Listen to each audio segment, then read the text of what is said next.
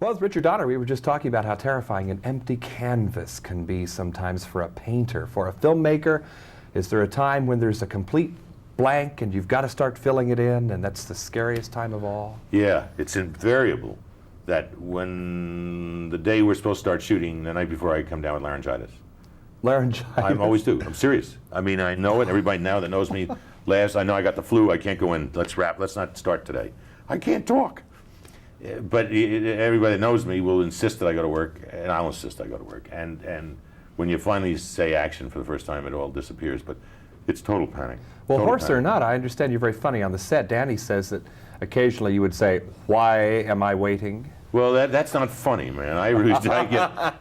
That's a director's. That's your albatross. I mean, is the word wait, because it's that every time you wait, either you're losing drive or you're losing the time for that setup, and wait is it's a terrible word, and it's a terrible thing to do to people, because your cameraman's lighting, and then you're going you say, "Why am I waiting? Why am I waiting?" And when the actor's, "Well, yes, sure, I'm a yeller. Why am I waiting?" When you confront two people that I would think would be so temperamentally contrasting, Danny Glover and Mel Gibson, I mean, was there a time when you sort of looked at the two of them and shook your head a little bit, like, how can I meld these two? Let me tell you, I don't think there was a temperamental contrast in them at all.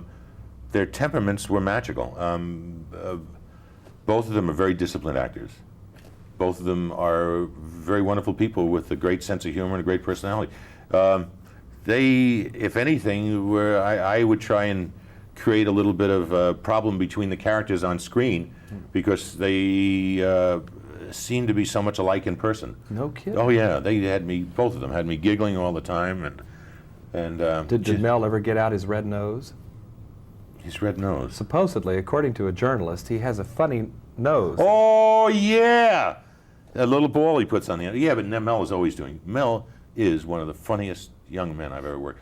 He's an actor that I'm dying to do a really straight out, wonderful, broad, rich comedy with, because he's great. As is Danny. Danny's amazing. You know what? And Danny, here's a guy that Danny's all of 38 years old or something. 40, huh? 40 now. Oh, he lied.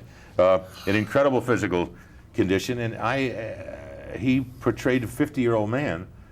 There's scenes when he's running down Hollywood Boulevard and they get a thing, and he's running like an old man, and I would walk over to him. I said, "Geez," I was embarrassed to say, "Danny, can you give me another one? We have to." Here, Mel is running like crazy. And he said, "What do you mean, can I give you another one?" I said, "Well, I mean, you got another one in you, because usually." He said, "Are you kidding?" And he'd run around, and you'd realize this man is acting 50. So the two of them, their temperaments were wonderfully rich and humorous and delightful and disciplined and very giving, extremely. I never had any problem. I literally never had any problem with either one of those actors. You mentioned the comedy potential. Tell us about that as you see it in Mel. Mel has a tremendous command of the English language, and he has a tremendous sense of humor. And his humor is extremely sophisticated, because he catches words and throws them back at you, and unless you're listening, you never appreciate what he says. I mean, and silly things, but when you get untuned to them, you realize it's a phenomenal ear. I'll never forget, one night we were lighting a street where he gets shot and he goes through the window. We were lighting it. We had this tremendous arc light up on a crane, way up. And we were just talking. Mel turned and looked, and he said, "Gabriel." I said, "I beg your pardon?" He said, "Archangel."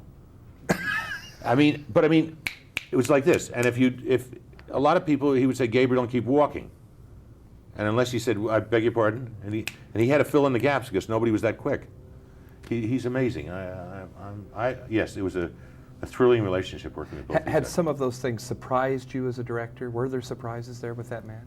Very much so. I mean, I never realized Mel's versatility. I never realized Danny's versatility. They're two wonderful actors that can play a very heavy role and make it work for them, or can turn it around and play a very wonderfully either sophisticated or very broad sense of comedy.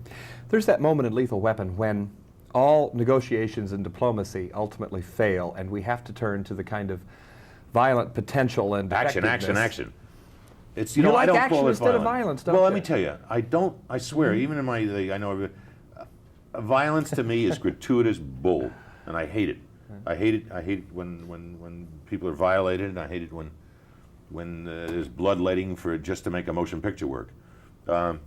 If a picture is working and you need action to sustain it, and you need action to make a heavy, and a hero so that you're going to cheer and you want to see the heavy getters, it's the only way I could do it. I mean, it seemed to be justified, and it was not gratuitously violent. And I really went out of my way, and I guess I'm defensive about it because I'm the first guy to knock gratuitous violence. But anyway, you're right. Yes, there was wall-to-wall action. It comes down to the fact that only Mel's style can ultimately prevail. Do you think maybe for most of us, no matter how far away we might get from a society and how polite and everything else, we have to realize that somewhere in our lives there's a moment where only that darker kind of power can work, like Mel's power can work? Well, it's a sobering thought. It's a very sobering thought, and it's also the thing with that, God forbid you ever have to pick up the phone and dial 911. Who do you want to appear at your door? Do you want that wonderful pacifist cop who is going to try and talk him out of it, or do you want Mel Gibson, who is going to save your life and turn the world around? It's that dark side of us that we all fear, I guess. And as coming from somebody like me who takes the dark side of things very seriously, we all are wondering when we're going to see another horror film from you. Well, I don't know. If I could find, see now here again, you know what? I called that a mystery suspense drama, Omen, because if I had called it a horror film, I never would have had Gregory Peck and Lee Remick play the roles. So I worked my way into a mystery suspense thriller, which is interesting. If I could find one, I'd do it tomorrow. If I could find one as sophisticated, if you want to call it sophisticated, as intelligently written and planned and done as Omen, I would do it tomorrow. Something tells me in the middle of all the seriousness you would find time for a red nose of your own. And the Thank hoarse you. voice with Richard Donner, director of Lethal Weapon. I'm John Tibbetts for KCTV5 in Hollywood.